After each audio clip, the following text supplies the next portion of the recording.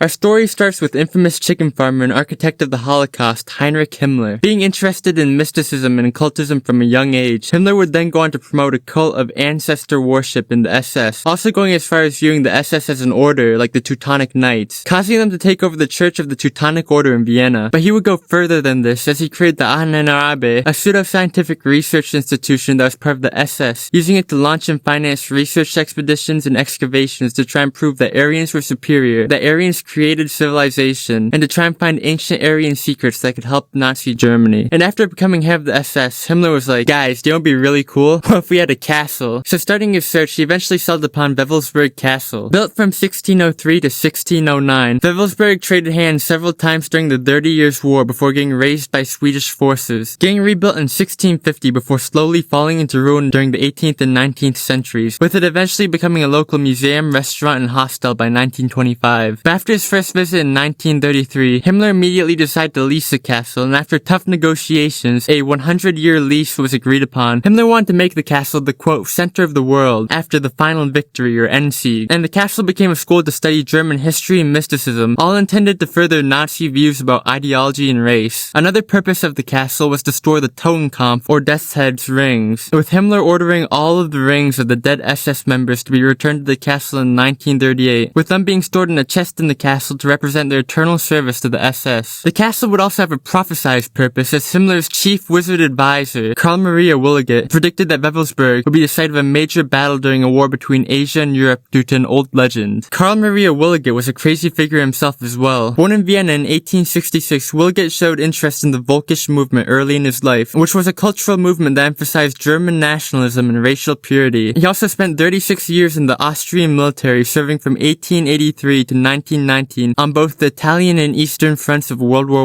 I, with decorations for bravery during battle. During this time, he published his first books, Seyfried's Runen, a collection of poems and stories about Germanic runes, and Nun Gibbet Gott, about Erminism, a monotheistic religion of the ideological system Ariosophy, which translates to wisdom of the Aryans. These books would reflect his rather insane views, with him claiming to be a descendant of gods and kings dating back to 228,000 BC, and he had spiritual powers that let him see the past lives of his ancestors, also believing that the Bible had originally been written in a Germanic language and had actually been about Erminism, and that Germanic culture originated back to 228 BC, and that during this time there were 3 suns, that the earth had giants, dwarves, and a whole host of other mystical creatures, and that his ancestors were the main characters in a religious civil war between the Erminists and a break-off group that believed in Wotanism, also believing that his ancestors had founded the city of Vilna to be the center of a Germanic empire. And he also made his own runic alphabet. But despite his unique views, he still managed to find himself a wife, marrying Malwine Lurs von Truengerein, having 2 daughters. But one of the girl's twin brothers died as an infant, leaving him devastated because he couldn't share his, quote, secret knowledge without a male heir, causing him to become heavily estranged from his wife. His relationship with his wife would be further strained by their extreme poverty, which his wife to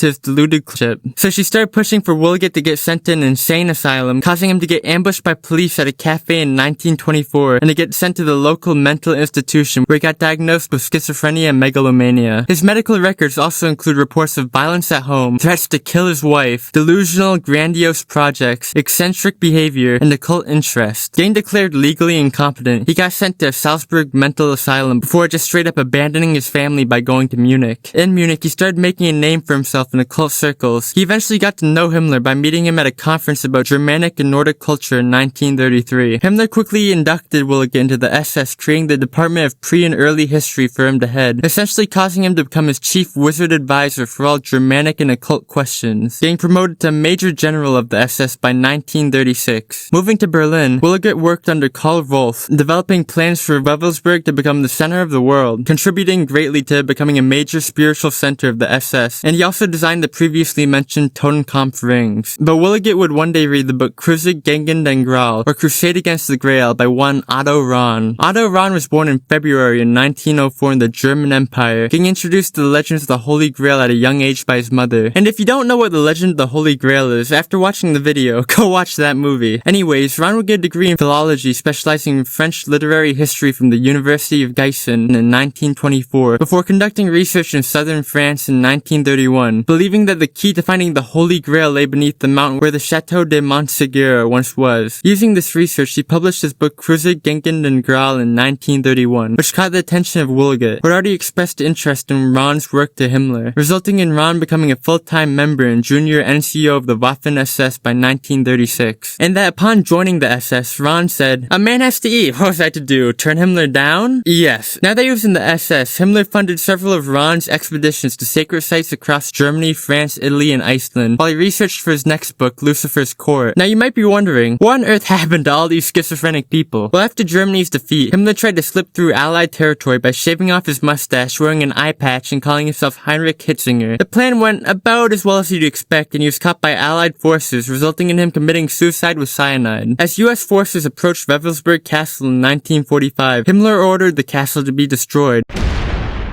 But due to a lack of explosives, only a portion of the castle was blown up, with the rest of the castle being set on fire and left open to looting, with about 11,500 Totenkopf rings remaining missing to this day. Wulge, on the other hand, was forced into retirement a few days before the start of World War II, after Karl Wolff visited his wife and found out about his, schizophrenia and stint at an insane asylum, causing Himmler to be greatly humiliated, as he'd essentially been getting all of his wizarding advice from the schizophrenic homeless crackhead you see when you go down to 7-Eleven, with Wulge having a stroke in a refugee camp near Weldon after his retirement before dying shortly after in Hesse in 1946. And lastly, the fate of Otto Rahn. Rahn was openly gay and possibly Jewish on his mother's side, with Himmler being well aware of both of these facts and just going along with it because he wanted to find the Holy Grail. But this did cause massive amounts of tension with the other SS officers because, they were Nazis. So after a quote, drunken homosexual scrape, Rahn was sent to guard the Dachau concentration camp in 1937 in order to quote, toughen him up. After getting traumatized with what he saw there, he submitted his resignation to Himmler in 1939, with it getting accepted. But only a month after Rahn's resignation, his body was found at the bottom of a ravine in the Austrian Alps, reportedly next to 2 empty bottles, with there being much speculation about his death.